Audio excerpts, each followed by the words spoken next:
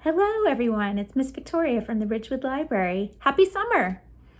I hope everyone's doing well, enjoying the sunshine and the free time. I have a couple books for you today that are written by authors who happen to have June birthdays. One is The Hello Goodbye Window by Norton and the other is Where the Wild Things Are by Maurice Sendak. These books also happen to be Caldecott Medal winners, both of them, which means that they were the most distinguished American picture books for children when they were written, in the years that they were written. I thought we would also recognize all of you that have summer birthdays. So at the end of our story time, I would like to sing the happy birthday song. All right, so stay tuned for that. And in the meantime, let's enjoy our books. So we'll start with the Hello Goodbye Window. This has really beautiful illustrations too, very colorful and cheerful. Nana and Poppy live in a big house in the middle of town. There's a brick path that goes to the back porch, but before you get there, you pass right by the kitchen window. That's the Hello Goodbye Window. It looks like a regular window, but it's not. It's a special window.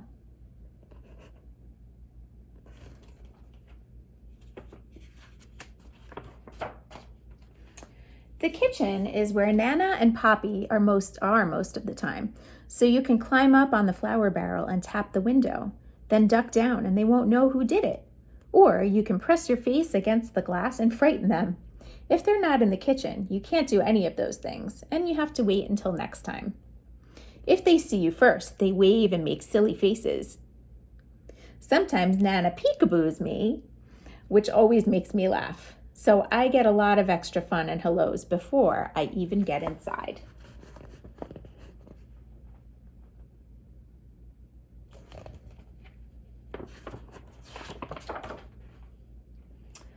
Just look at the kitchen. It's so big. It has a table you can color on and lots of drawers to take stuff out of and play with, but you can't touch anything under the sink. You could get very sick. There are shelves full of glass jars with lots of everything in them, a step stool so I can wash my hands, and all kinds of pictures from the olden days. Nana says she even used to give me a bath in the sink when I was little. Really, it's true.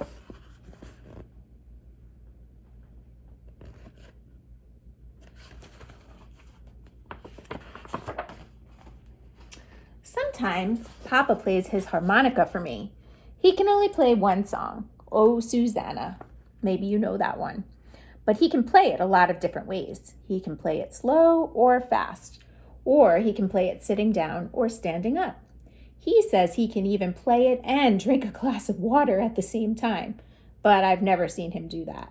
Do you think that's possible? I think that'd be really tricky.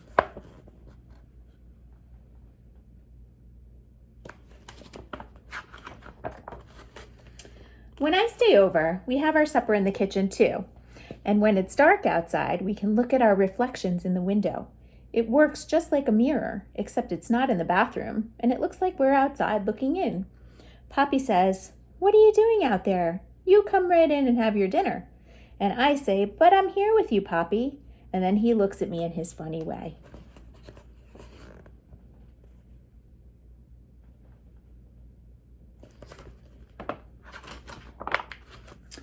Just before I go up to bed, Nana turns off all the lights and we stand by the window and say goodnight to the stars.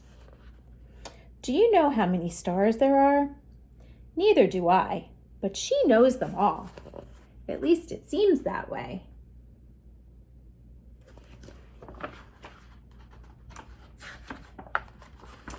In the morning, the first place we go is back to the kitchen, and there's the window waiting for us. You can look out and say good morning to the garden or see if it's going to rain or be nice. And you can see if the dog next door is doing stuff in Nana's flower beds. She hates that. Sometimes Poppy says in a real loud voice, "Hello, world! What have you got for us today?" Nobody ever answers, but he doesn't care.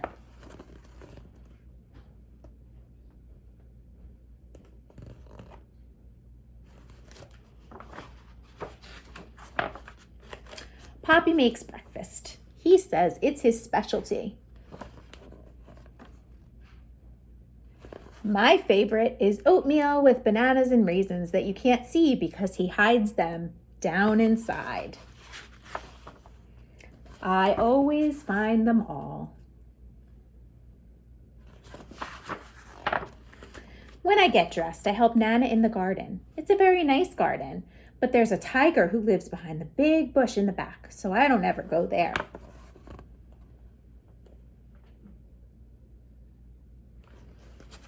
She's got some imagination. Do you really think there's a tiger that lives in the backyard or behind the big bush? Probably not. I ride my bike too. Not in the street, please. Or collect stickers and acorns. Not in the house, please. Or just kick my ball around. Sometimes when it's hot, Poppy chases me with the hose and I yell, "Stop it, Poppy, stop it." When he does, I ask him to do it again. Nana just shakes her head. She thinks they're silly. They're just having a good time. When I get tired, I come in and take my nap, and nothing happens until I get up. Of course, the world is just waiting for me to be awake so I can enjoy everything that's happening. Then sometimes I sit by the hello goodbye window and watch. Nana says it's a magic window, and anybody can come along when you least expect it. Tyrannosaurus Rex. He's extinct, so he doesn't come around much. The pizza delivery guy. Pepperoni and cheese. He knows that's my favorite. The Queen of England. Nana is English, so the Queen likes to come for tea. They all could come, and a lot more if they want. And if they do, I'll see them first through my special window. Mommy and Daddy pick me up after work. I'm glad because I know we're going home, but it makes me sad too because I have to leave Nana and Poppy. You can be happy and sad at the same time, It just happens that way sometimes. When we leave, we always stop at the window to blow kisses goodbye. When you look from the outside, Nana and Poppy's house has lots of windows, but there's only one hello goodbye window. And it's right where you need it.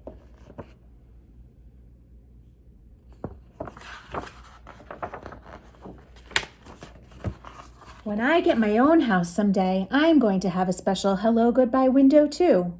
By that time, I might be a Nana myself.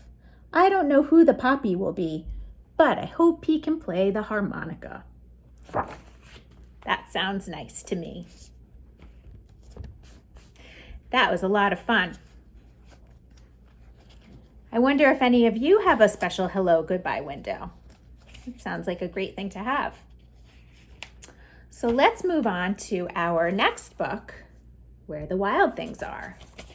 I bet some of you know this one.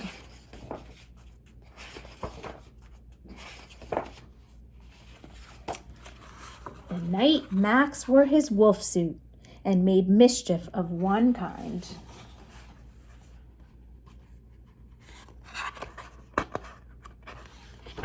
And another.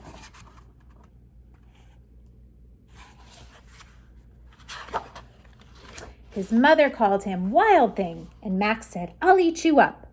So he was sent to bed without eating anything.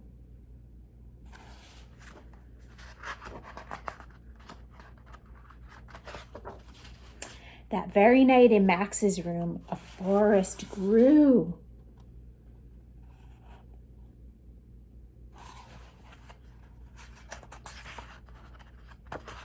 And grew.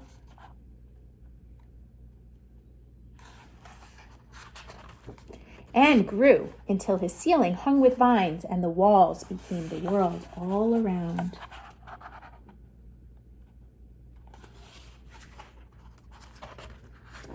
And an ocean tumbled by with a private boat for Max, and he sailed off through day and night.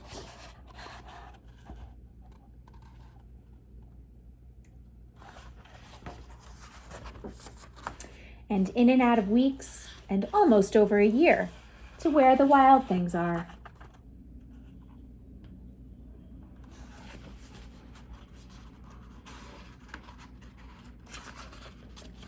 And when he came to the place where the wild things are, they roared their terrible roars and gnashed their terrible teeth and rolled their terrible eyes and showed their terrible claws.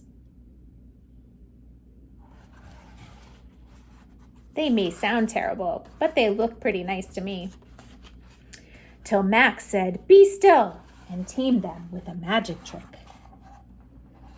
He would stare into all their yellow eyes without blinking once, and they were frightened and called him the most wild thing of all.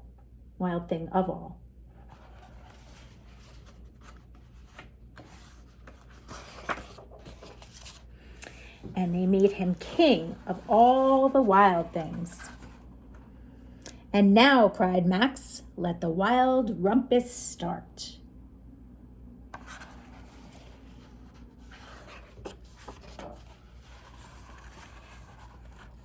So look what they did. Looks like they're howling at the moon. And they're swinging from tree branches.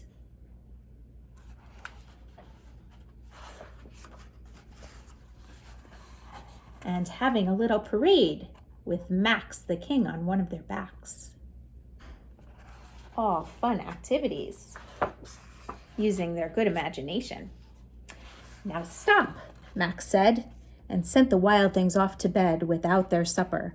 And Max, the king of all wild things, was lonely and wanted to be where someone loved him best of all. Then all around from far away across the world, he smelled good things to eat. So he gave up being king of where the wild things are.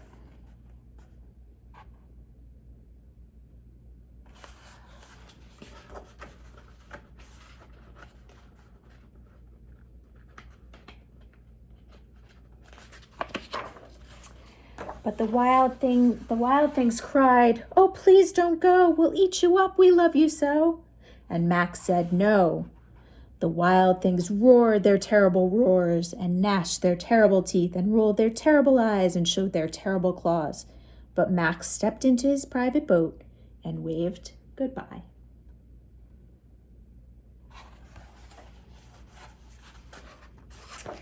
And he sailed back over a year and in and out of weeks and through a day.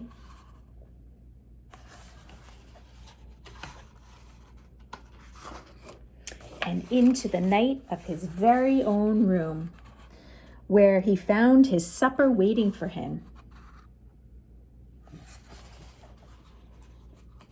And guess what? It was still hot. The end. I hope you enjoyed those stories. And now, as promised, I would like to sing the happy birthday song for all of you with June and summer birthdays. So let's sing it together. Happy birthday to you. Happy birthday to you. Happy birthday, dear everyone. All you summer birthdays. Happy birthday to you. Thank you for joining me today, and I look forward to seeing you next time. Bye.